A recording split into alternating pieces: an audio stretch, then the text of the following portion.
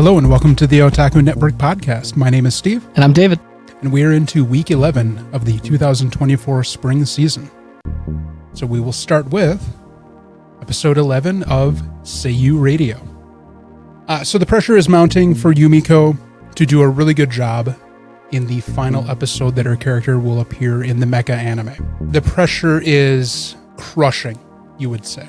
A lot of it is centered around the fact that the episode will focus on her character, making it the primary point of the episode. So her entire performance could either make or break the episode, which in turn can make or break the entire anime itself. So everybody is really concerned that her ability may not be as strong as they need it to be. So the pressure does get to Yumiko, and the recording session is grueling. Going late into the night, they keep having to do retakes. The rest of the voice actors stay as well because they realize that they need to make this work, to the point where the last person left with Yumiko is Chika, and even Chika has to call it quits. The recording is so abysmal that the director is able to get an emergency second recording day the following day to bring Yumiko in to keep trying to get this right, because he's not willing to let it go. So at the end of the thing, for the first day of just the terrible recording for the final episode that she's in, she's lost. She's like, why am I even doing this? I'm not good at this. As she's dwelling in her failure at this point, at this critical point in her career, we get to see the genesis of her 3 years earlier, starting in her career as a voice actor.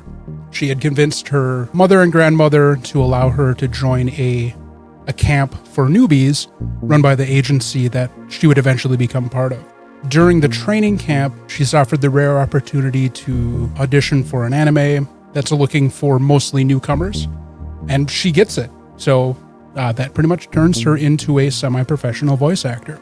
After after kind of the nice flashback segment, she snaps back to the present time, and she's still on the couch at the recording studio, and Chika shows back up, and Yumiko finally finds the resolve to do what Otome had told her to do in the previous episode, where the person that she really needs to ask for help from is the person who is closest to her situation, and that's Chika. So as she is walking away from the recording studio with Chika, she finally gathers up the courage to show her weakness in front of Chika, which infuriates the hell out of Chika. But it does it in a good way. So Chika gets really, really mad at her because she recognizes that she does not have the fortitude and the strength of will that Yumiko demonstrates in that point, where she would never be willing to admit weakness in front of the person that she sees as her main rival. And because it impressed her so much, as so much of Yumiko's resolve, let alone her difficulty with talent in doing the work, but just her sheer strength of personality, that Chika agrees that she's gonna do something to try to help Yumiko. And that's where the episode ends off. I think this was the best episode of the show. It was very well paced. It focused pretty much exclusively on Yumiko, and it made me kind of reconsider the idea that the entire show really is just about Yumiko, with Chika being a side character in many regards. Yeah, we never really have the Chika side to really any of this. We don't often get any of Chika. Actually, I don't think we've ever gotten any of Chika's internal monologue. No, all the monologuing, if I remember correctly, has been from Yumiko's perspective. We got Chika's background earlier because that was really important towards the whole casting couch scandal thing. Yeah, she was verbally talking about that. That was not an internal dialogue. Yep. Which all of the internal dialogue has been from Yumiko. Yeah, I thought the episode's pacing was really good. The story was like you had said many early in the show, when you really started to fall in love with it, is you really cared about the girls succeeding.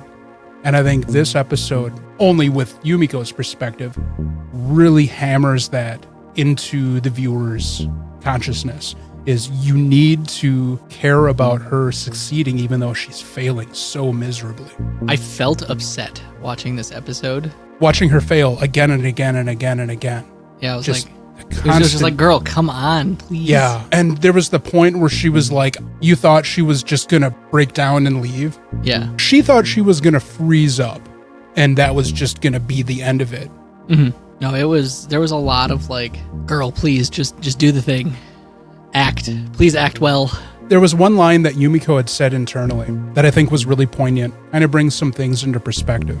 And the line was translated as, how can I fix my acting if I don't even know what's wrong with it? I think that's kind of been one of the roadblocks is everybody is expecting her to figure it out on her own. No one's really offered her advice, like meaningful advice. Right. Just like, do better. Yeah. What the fuck does that mean? Yeah. That'd be like if I came to you for advice about something that you're like really knowledgeable on, and you just be like, just get better. It'll be fine. I'd be like, oh, what the fuck do you mean just get better? I'm coming to you to seek how to get better. Granted, though, there are some scenarios like that where you really can't direct the other person to get to the place they need to be to understand. This may be part of that solution, but it may also be part of the...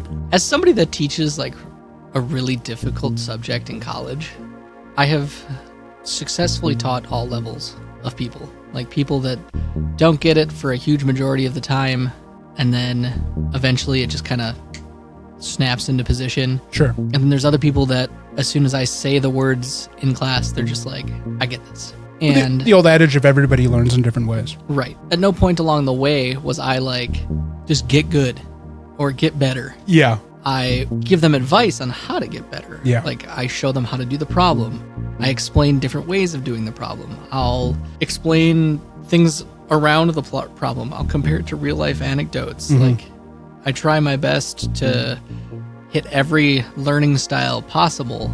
I guess I don't necessarily believe that there are many topics where it's just like, just get good, scrub. Yeah. But that's because of my own personal, like my experience as a person.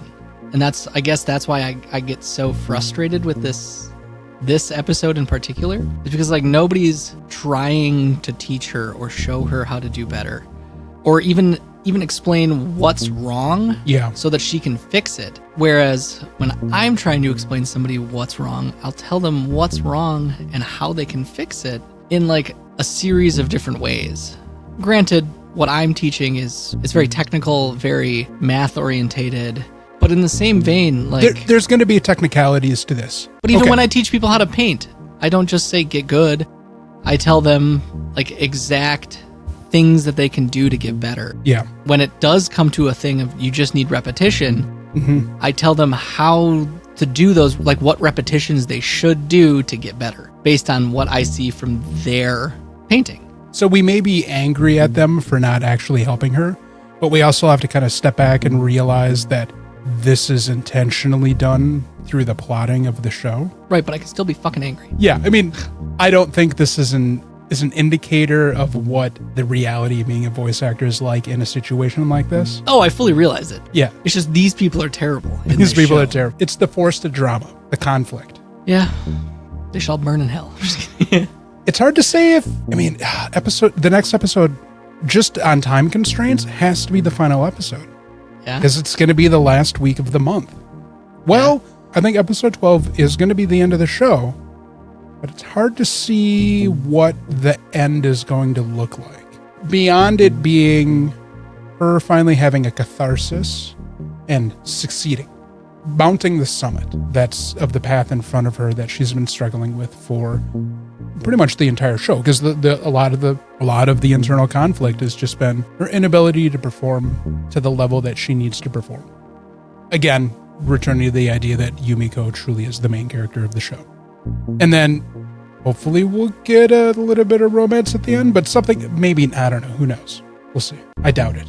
So Chika trying to work with Yumiko is a logical setup for an intimate interaction. Yes. Not necessarily romantic intimate, but like we actually understand why they're together in a private setting. Yes. You know, by themselves. So who knows how that'll be handled? We'll find out next week. Brown chicken, brown cow. I'm just kidding. Yeah, no, I was really happy with this episode. Yeah, I thought it was really good. And I hope that the next episode doesn't flounder. Find out next week. You jinxed it. Yeah, maybe. So this week on Remonster, we open with more fucking pregnancy. This time it's the Alchemist and... I don't even remember what the third one was. I don't remember either. It was like the Alchemist and insert... Oh, it was the enchantment girl, wasn't it? Maybe. I stopped realizing Fair. who they all were.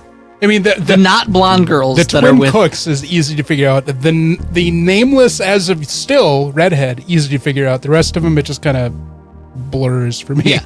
So the alchemist and whoever are pregnant with Ogrou's children. We get a ogre and an actual human, which how the genetics of that works is interesting. And yeah, that's the first like several seconds of the anime, and they just kind of gloss right over that. Well, it's old hat at that point. Right, isn't it? It's a cheap hat trick. And then they end up coming across this town where the princess decides that she's going to go and disguise herself because they're so close, but she wants to wander around town. So they disguise her in a totally not her disguise with a hat and glasses. They disguise her in modern clothing. Yeah. She's got a suit jacket on. Yeah, it's really It's a stupid. business suit with like... It's stupid as fuck. Yeah. Ogrou, the redhead, and then the demi-humans all go to the Adventurers Guild, where they end up picking a fight with a bunch of random adventurers because, oh, we're so tough, we could kick your butts. And then Ogrou and his merry band of idiots kick their asses, and this is when Ogrou decides, hey, we're Parabellum. Join us if you don't suck. And then he throws his weird little replicant card things around. He, while in bed with the redhead and Dami, decides to check up on everybody else because for plot convenience, we remember that there's other characters in this show. that there's other divisions of Parabellum that spread throughout the world. Yeah, plot relevance. Yeah. We have to make sure that those people still exist. Come on, we gotta keep up. Gotta make sure that your brain still remembers those people. And he goes around and checks in. To be fair, I did forget about Ogre Kichi existing. Me too. And Habse. Yeah. And Blood Sato. Yeah. Anyways. All of them. I just forgot they all existed. Even though it's on our cheat sheets. Yeah. I forgot they exist. Blood Sato and Habme, right? Sure. Yeah. Blood Sato and Habme are in a town where Blood Sato is buying books because they use their elves as decoys and then muggers. And then a bunch of characters that I don't even remember existing get checked on. And one of them, they're all arguing, and then Ogrou's like, congratulations, person that I don't remember who you are. You have been promoted to the leader of this group, and she panics because she doesn't know if she can do it. Yeah. And then the anime conveniently moves on. And then he tries to call in on Ogre Kichi, and Ogre Kichi doesn't respond. Ogrou sees himself get TKO'd, and he panics, and Dami's like, what's wrong? And he's like, I'm not going to explain, go to bed. And they go to bed. And he's like, we need to go to this maze city. And they said it like 5 times, but I still can't remember what the fuck the name of the city was. And that's the way they always said it, was the name of the city, the maze city. Yeah. And you're just like, fuck off. So they start heading there. Dami's having an existential crisis because everybody else has had babies, but she hasn't had babies. And she's looking at the necklace that Ogrou gave her when they were goblins. They were so cute when they were goblins. They were adorable. I wish it stayed like that. Yeah, same. Now they're just slutty monsters. And so Ogrou's like, I'll always love you, even though he has like 17 side bitches.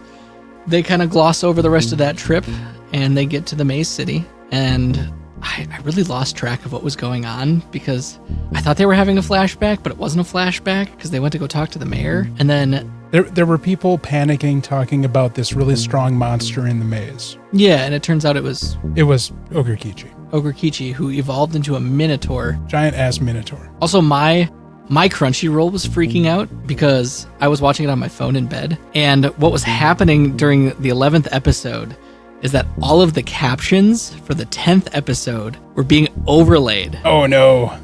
Oh, that's bad. Yeah, my phone was freaking out. No kidding. So I was getting kind of distracted by like day 9. Or would you like to evolve? And I'm like, whoa, this is confusing. You're like, wait, which episode do I actually want to watch? Earth A evolved and as well. Ogre Kichi both evolved into Minotaur type thing. Earth A not necessarily. Earth A didn't. She just evolved into a full lord. Yeah, but she's pretty much the same size as Ogre Kichi and Earth A doubled in size. Yeah, they're pretty fucking much. huge. Yeah. Brick shit houses. Yeah. And then Whereas Ogrou shrunk a bit. He's Yeah. now more like just normal human sized. yes. And so now Ogre Kichi is like, Mino Kichi is now like, They didn't change his name yet. let's have a fucking duel. Oh, also, because of the overlay of last episode's shit on top of this episode's stuff, it's Yotan Doji. Oh, his new name, his rare, true name, his yeah. extinct creature being YOTAN-DOJY. Yotan I mean, Doji. Okay. So there was a benefit to my Crunchyroll being fucked up. True. Even though he still goes by Ogrou. Yeah. But anyway, Ogrekichi's like, let's have a duel. And Ogrou's like, why? And he's like, well, I can't be your friend and equal if I can't beat you in a fight. And so they fight. And it's bad. It looks bad. You knew he was never going to be able to beat Ogrou. Ogrou's And then literally Ogrou has a god. Ogrou has this weird like, oh, this reminds me of the first time I banged him over the head. Yeah, he's like, oh, you stepped out of line, and I'm going to teach you a lesson to pay attention to what you're As doing. he punched him into fucking orbit.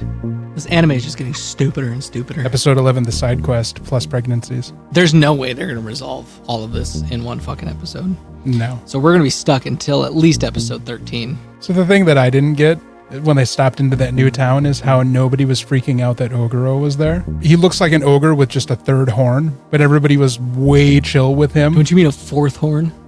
A horn that was visible. God, the inconsistencies are coming out of the woodwork with this show. I really hope I pick an anime next season that I actually like. I can't believe that we still don't have a name for the redhead. I just resorted to calling her this bitch.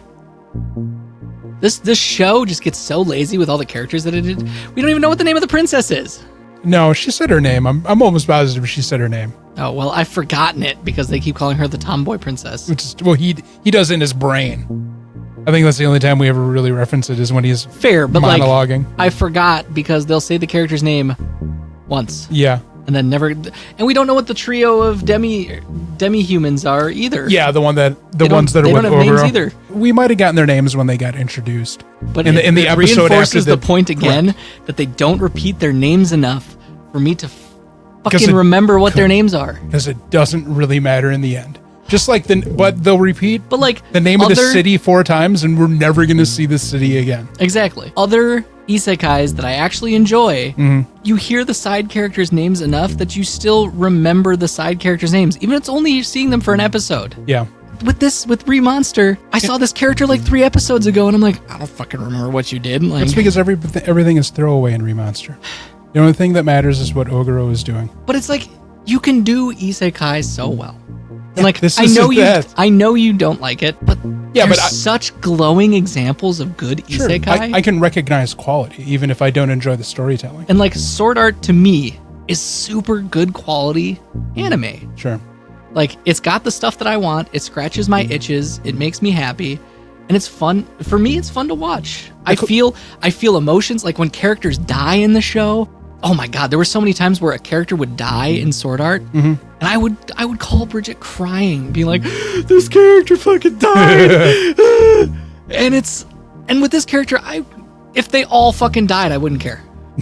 No. If literally the whole show just got like executed, Rocks fall, everyone dies. yeah, I'd be like, cool, the anime's fucking over. Done. Probably the closest I'll ever come to an isekai is It Wrong to Pick Up Girls in a Dungeon?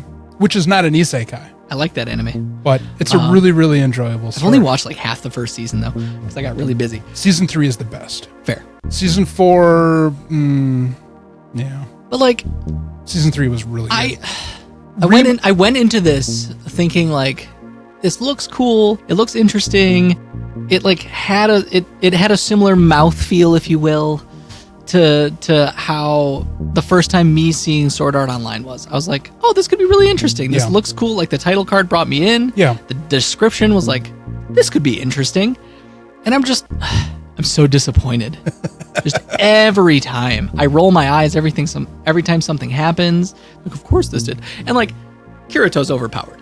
I will admit it. Sure. He is, a god tier. He literally becomes a fucking god at the end of the last season. Okay. But like, he kind of earned it. Like, he worked really hard.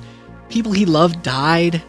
Ogrou's just a nepotism baby. Yeah, nepotism. He's just a piece of shit. Yeah. Nothing ever bad happens to Ogrou. Correct. No consequence happens. In the first couple episodes of Sword Art, this group of adventurers that Kirito joins, they all fucking die because of a mistake he makes. Like literal actual death. And you're like, well, that's probably going to mess him up. Several seasons later, that's still fucking with him. Yeah. He carries that guilt with him. Yeah, and like Ogrou has none of that. He has no human qualities. No. I couldn't even insert myself into Ogrou's shoes. You don't want to be all powerful, all fucking? No, not that. You're not 13. Come on now. Even with Sword Art, the first time I saw Sword Art, I was like 17. I watched the first season and that was it. I thought it was fucking awesome. And I only until recently came back and watched the whole thing as a 29-year-old. And 28-year-old. Understood her from a different perspective. I still felt like I could insert myself into Kirito's shoes. Okay. Even though he's 17 in the show and now I'm almost 30. Yeah. I felt like I could still self-insert. And he's stupid powerful. He wins. Like, always very successful. But he also has flaws that aren't just Herdurama fuck things. Yeah, Ogrou has no weaknesses, Like, no flaws. Kirito has like a complex character. And I want Ogrou to be a complex character, but I know I'm not going to get that because this anime fucking sucks. It's so fucking bad. And I'm just like 11 episodes in and it just fucking sucks. I feel like this rant has been building for weeks now. I'm not sure where the origins of Remonster are for its original light novel. I think Remonster is just the work of somebody who's not a properly trained talented novelist. We're almost done. At the most, we have 2 more episodes. I know. At the most. We're almost done. It just, my frustration mounts higher and higher every time I watch another episode of Remonster. And it's just like, I want you to be good. Well, but it's too late for that. It's too late. I don't think we can save it. Episode 11 of Seiyuu Radio made the show overall better. Yes. I feel. But we also weren't working from the bottom of the barrel. Yeah, episode 11 of Remonster just continued. Added fucking nothing. Well, I think it reinforced the idea that the show is directionless. Besides more names to fucking forget. Yeah. Because they won't reference their fucking names. Because guess which children didn't get their goddamn names mentioned a single time that episode? No, they didn't. And I was reading it was the names of the mothers that were shown on the screen. Yes. Not the kids. That's right. And I bet you any money they're going to drop the names of the 2 new kids once this episode, and we're never going to see it again. Probably. I bet you we could pick up this anime 2 years from now when it's on season 14 already, because it's going to hit every fucking season, and they're not going to have fucking names anymore. It's just going to be my child, the ogre. And you're like, it's day 12,000 now. Yeah. And Ogrou is still alive. This is the country that's populated only with Ogrou's offspring. They're going to have serious breeding problems later in life. Just a little bit. But like, frustration. Let's talk about Astro Note before I rant again for another 20 minutes. Episode 11 of Astro Note begins with them finding the key. Yeah. Like right away. It was hidden this entire time behind the mailbox on the front door. So they find the key, and as expected, the Hubbies attack, try to steal the key, and they fend off the Hubbies. So mission accomplished. It's time for Mira to go home. Everybody's really sad about it because she can't explain to them why she's going home. The only person that knows, aside from those that are not humans, is Takumi, because he's in on the secret as to what's going on. So Mira tells them that she'll be there for 1 more week, and everybody tries to break out of their depression by throwing a going away party. Takumi also brings up the idea of revisiting the date to the aquarium that they weren't able to do, and so they agree to do that on the final day, which is going to lead into the surprise party where everybody decided that they are going to, as a parting gift to her because they're all flat broke, do a group performance to one of Teruko's idol songs. Yeah. Everything's going really well, even though everybody's sad to see Mira leave. And in a moment of forgetfulness, Ren outs himself to his best friend as he comes streaming to the foyer, still wearing his dress, realizing that he accidentally swapped notebooks with his friend. His friend doesn't know how to deal with it, throws Ren's notebook at him, and then leaves before getting his own notebook. So that's something we'll have to resolve. Yeah. I don't think we really know who did it. But, so Aoi is really melancholy because she realizes, the situation between Mira and Takumi. And then also the idea of this lost person that's Octo, that she can't figure out who it is. She is down in the fucking dumps. So she's trying to console herself with sad music and the radio program that she really likes. That was the connection point between her and Takumi. And someone miraculously is able to get a letter aimed towards her, Aoi, to the radio program. And it's hard to tell who it is. So... No, it's not. It says Octo-san. Yeah, but it also references the Rice Girl thing. I don't think Naosuke is aware of the Rice Girl nickname. Ooh. So it could either have been from Takumi or Naosuke. It's hard to tell. It is hard to tell. I really think it's Naosuke, though. We may have just missed where he may know about the Rice Girl. I really think it's Octo-san. Or Naosuke. Because throughout the episode, you do see Naosuke, like, staring at her like, yeah, he feels really guilty and just concerned with Aoi's health. Her mental health. Her mental state, yeah. While away the rest of the time with Takumi teaching Mira how to cook. And Mira finally is able to cook things that are edible. I know. I cheered. I was like, Mira, you did it. I love when she tells Shochiki that she cooked breakfast, and he's like, get the digestives, he's like, I need antacids. Yeah, he's like panicking. Takumi accidentally made her cry. I was like, Takumi. Oh my god, yeah. I thought she was upset, but she was crying tears of joy. That was so cute. Yeah. So everything's looking really well. So that obviously means that the shoe is gonna drop. Oh, the boot fucking fell. It's the day of their date. Yeah, so it's the final day. The plan of the hubbies moves into its final phase now that the key has been found. And they had an agent inside the palace working for them in the form of Shoin Ginger. That traitorous bastard. Shoin Ginger does something to Mira and boxes her up.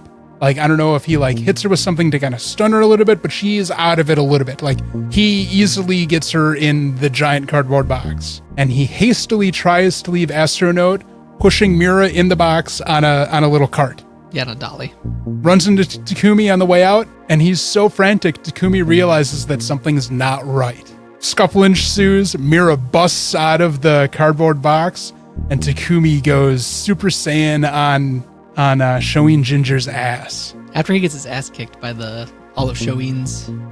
It turns out all the hubby robots are actually Shoin's robots. Well, no, they're working in conjunction with him. Fair. But like, that's Shoin has control over all of those. All of the mechanical robots. Beings. Yeah. And so they kick the crap out of Takumi. But he beats them all. Yeah, and then he beats the shit out of Shoin Ginger and has with a fucking sign. Yeah, kicks his ass with this sign. I forgot about the sign. And realizes the entire thing has been a ploy. That Shoin Ginger is actually weak as fuck. Yeah. All of it was a setup. Oh, yeah. So Mira's elated with being saved by Takumi, and they immediately express their undying love for each other. Yeah, they told each other they loved each other. Oh, it was so sweet. And I just like... It was bad because it was like 2:00 in the morning and everybody in my house was sleeping and I was like, yes! It was one of those moments where you get up and shout with joy. It's like, just this snowball culmination of this effect, and all of a sudden they do the thing that you've been waiting for the entire time. Yeah, he's just like, I love you so much. And she gets out of the box. She's like, I love you too. And I'm like, Their overflowing emotions trigger something within the key and within Astro Lodge itself. Yep. They climb to the top of the building and insert the key into the clock face. I don't know if I... And as they're climbing to the top, Naosuke's like, I recognize those alarms. Yeah. There's klaxons going on inside the building, and they shove the key in, and we learn that Astro Lodge is not a house. It's a fucking mecha. It turns into a giant Gundam with a cat head. Oh, I fucking love it. And the hubby fleet makes its appearance into Earth's airspace. And they're fucking fish people. They are carps. They're human bodies with full carp heads. Not just the head of a carp. Yeah. Their head is the entire goddamn fish. They're fucking fish people.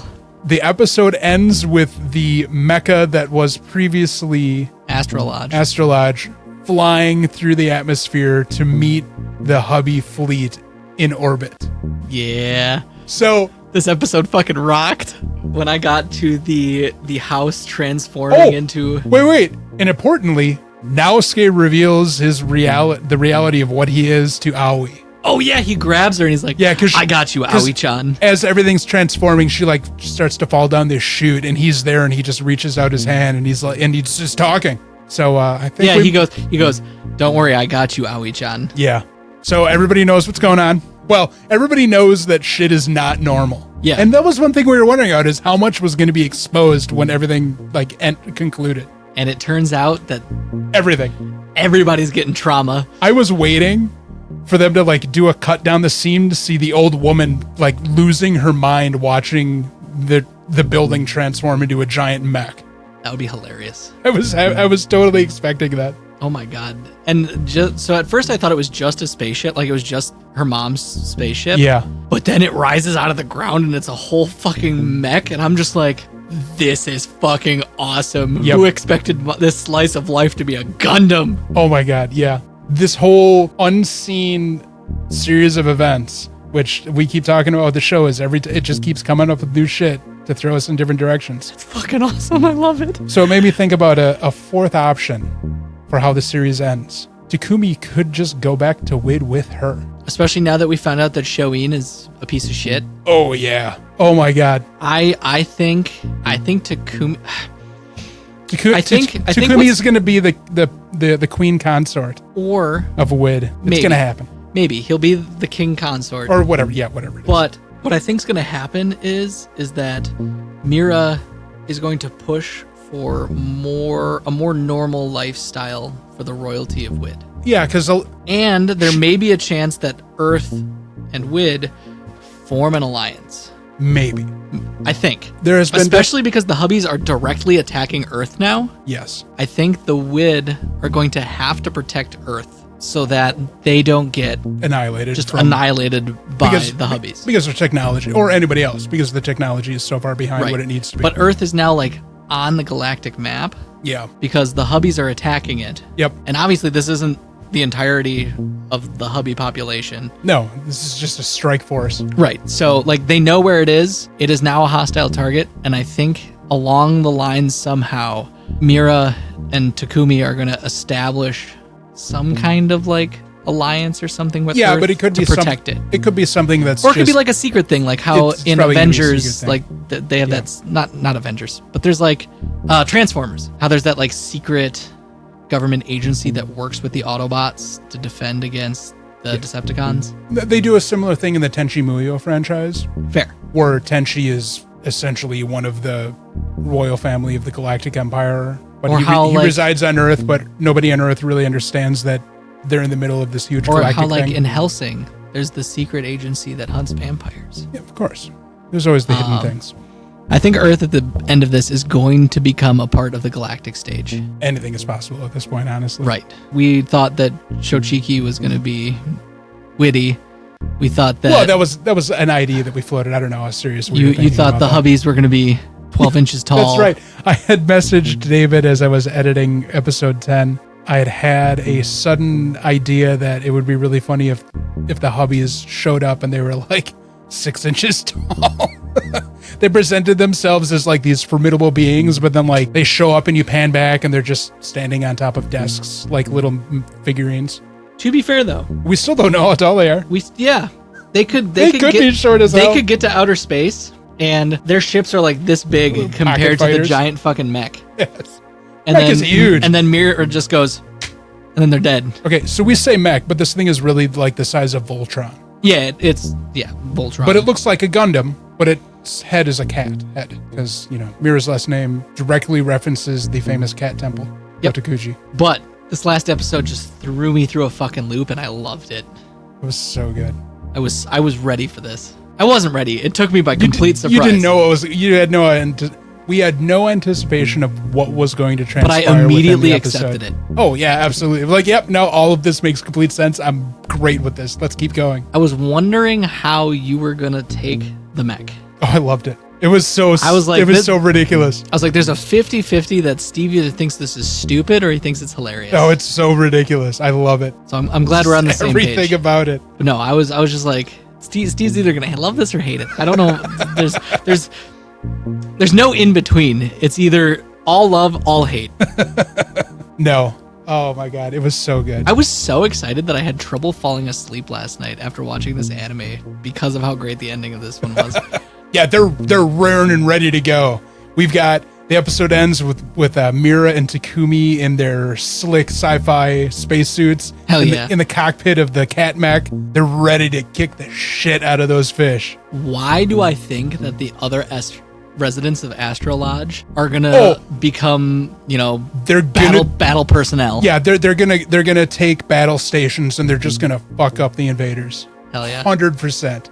What if it is like Voltron? It's gonna be. We don't get the joining up thing because the building just transformed. But what if it breaks apart? That would be awesome. And awesome. Ren's got some steam to blow off. Yeah, he does. And that's when Tomohiro finds out what he enjoys to do: fighting hubbies. He's gonna enlist in a galactic military. Yeah. I'm respectable now, son. I'm defending the galaxy. That's how he's gonna stop being a deadbeat. You're just like, Dad, you're still a piece of shit. Do you think they're gonna still do that dance for Mira though? They practiced really hard. They're gonna have to. They practiced really hard. You know what I loved about that whole segment of the powwow with everybody? What? Is how everybody shit on the idea of a flash mob. But then Tomohiro was like, do not crush a child's dream. I know, as he immediately crushed his child's dream before. Yes. Yeah, I also like it too when Ren is pushing on Tomohiro's face and he's just like, but you gotta do this stuff. It's just getting pushed off to the side as he's trying to talk while Ren, there's been a point in time where every parent has had their child just pushing on their face while they're trying to talk. Yeah. And you're just fucking stop it. But this episode was perfect. It's fantastic. It was amazing. The pace was really quick, but it doesn't feel that it was wrong. It needed to be quick. That it did that. I feel like it needed to be quick. We have the first half of the episode where we finally found the thing, and then it's oh God, now we've got to deal with this ending. Yeah. With everybody in the house, the melancholy. To be fair, we've been looking for this fucking key for 11 episodes. Yeah, true. So the fact that it resolved so quickly, I'm cool. It was just sitting there. Yeah. I was typical, from what we've learned from Mira so far, typical Mira. It's been under your nose the whole fucking time. Yeah. Boom, there it is. I love the fact when she's let's leave in a week. I've got to get the gutters repaired and we've got to fill in the holes we dug in the yard. At least she's responsible. She does, like you brought up, she's reluctant to leave this comfortable, mundane life that she's experienced for a couple of months now to go to being the head of her people in a role that she understands has zero freedoms. Yeah. She doesn't want to become head of state. Correct. Because it becomes it's so monitored, regimented, and she really enjoys the mundane life of modern because it's all new to her. Yeah. It's fresh. She just enjoys being a regular. There's lots of stories about royal, yep, novels and stuff where royalty goes and experiences everyday life and is this is way fucking better than being royalty. The Buddhist religion's origin story? Yep. There are plenty of instances in fiction through different genres and different nationalities of royalty not liking the controlling nature of their environment and preferring to live less bothered. I feel like if Mira could, she would happily just do the housewife thing with Takumi. She would absolutely give up her claim to the throne if she knew it meant the same outcome as her taking the throne, which is the idea of galactic peace. Yes. Because that's the whole catalyst, is the idea that when Mira ascends, there will be peace. Yes. We don't know why. That's just the MacGuffin. It's just, I feel like if she knew her mother was in the same position when she ran away and crashed on Earth in the 40s. Right. She got lulled into the comfort of just simplicity and the freedom of it, even though there weren't any luxuries. But now knowing that Mira does for sure 100% love Takumi, oh yeah, I feel like if she had the choice and she knew that either option led to a positive outcome for the entire galaxy, she would definitely just choose. She would be very happy to just be normal human, married to Takumi, and just live a mundane life. Yep, absolutely. 100%. Pretty sure episode 12 is going to be the last episode, just the way it feels. And when it comes to this point, in how many directions the show has gone, anything can happen to resolve this story. We know there's going to be an epic space battle that's in the writing. Yeah. There's no way we're not going to get an amount of space battle. Who knew that this anime was going to give us a beautiful love story and an epic space fight? Right? I mean, it's not the first, but yes, the whole... Right, but Go back to episode 1. The pure level of science fiction shenanigans that have arisen throughout the course of the show was not expected. Yeah, go back to day 1. If I would have told you, Steve, there's going to be a fucking space battle at the end of this anime, you would have told me I was full of shit. Yeah, probably. Yeah, if you're like, no, this is... If I would have somehow pulled out of my ass a prediction that there was going to be a space battle at the end of this, you'd be like, you're full of shit. Yep. Oh, 100%. Well, I mean, there's a space battle in the first couple of minutes, kind of. Right, but if I told you that... Yeah. Okay, backpedal a bit. If I told you a fucking mech, the lodge was going to turn into a mech, and they were going to have a fucking epic battle with carp heads, you'd be like... That doesn't make any goddamn sense. You'd be like, get the fuck out of my house. And I'd be like, okay, asshole, just wait until episode 12. I'd like... I mean, or the flying car, or the surface to man missile. Any amount of absurdity that we've encountered within this show. I was totally wrong about the fucking plums, though. Yeah, they apparently stirred no. Oh my God, we forgot about. Oh yeah, they made plums together. The really touching moment that they picked a bunch of plums and made plum wine together, and she was planning to take it back to Wid with her. Yeah, that was so cute. I totally forgot about that. Adorable. Oh, this anime's so cute. It's the best. I want everyone to watch it. Everyone in the whole world. Best of the season. It's absolutely best of the season, hands down. This is going to one of my top 10s for the year. Nice. Like top 10, top 10. It's such a fun show. It's great. I love it. I still think Skip and Loafer beats it, but Skip and Loafer is a different style of story. Different style, but if we're taking slice of lives, sure, it's up there. It's up there. Not counting Remonster, I think this week's series of episodes was really good. Oh yeah, they know it's the end, so it's like, here's the hook, line, and sinker for all of them, minus Remonster. I think Seiyuu Radio is going to end on a really strong note. I don't think it's going to end up being an amazing anime at the end of it. Yeah. But with the way that it's progressing near its end, it will have not been a waste of time. Correct. Yeah, I don't feel that I wasted time watching it, 12 episodes. Yeah. I feel like I wasted time watching 12 episodes of fucking Remonster. I want what? 20 minutes times 12. Yeah, it's about 20 minutes an episode, yeah. Or 3 episodes per hour, so about 4-ish hours. Yeah, I want 4 hours of my life back. Thanks, Remonster. But the other 8 hours that I've spent watching Astro Note and Seiyuu Radio, those have been some very okay hours. 4 of them are fantastic. 4 of them are they're not bad. I would like some improvement, but it could have been better, but it could have been way worse. It could have been Remonster. I was really... We could have picked 3 Remonsters, and this season could have been miserable for us. I was really afraid that Seiyuu Radio was going to end up being some Moe fan service bullshit. We just found out that David's really bad at picking anime. Whatever. Don't beat yourself up about it. No, I'm going to beat myself up about it because I'm suffering. Yeah, Remonster. This episode really highlighted how disorientated and directionless the show is. Yeah. Part of me wants to... It doesn't know what So part of me wants to find a collection of the manga and just through it. Just speed read it. To see if there's like... any real point to it. An actual coherent story at some point. But then I've wasted time reading Remonster.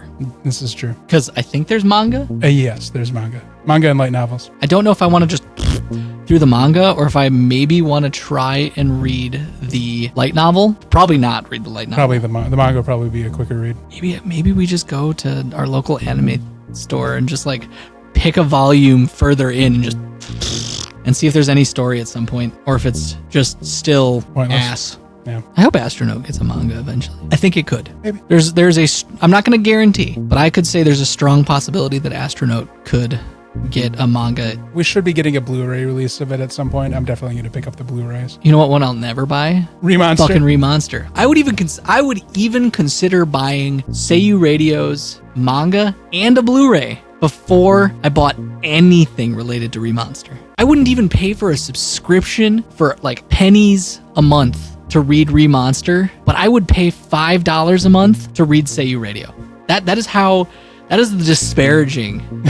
That's the disparate difference between the two in their quality. Like, yeah, we've complained about Seiyuu Radio's animation a lot, but holy shit is Remonster bad. It's bad. I also want to see Remonster's manga just to see if the art is fucking terrible in the manga. So currently there are 11 volumes of the manga. Get the fuck out. And Seven Seas is publishing it in English. For...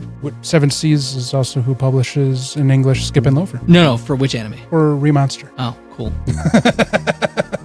They have 11 fucking volumes? So far, yeah. For what?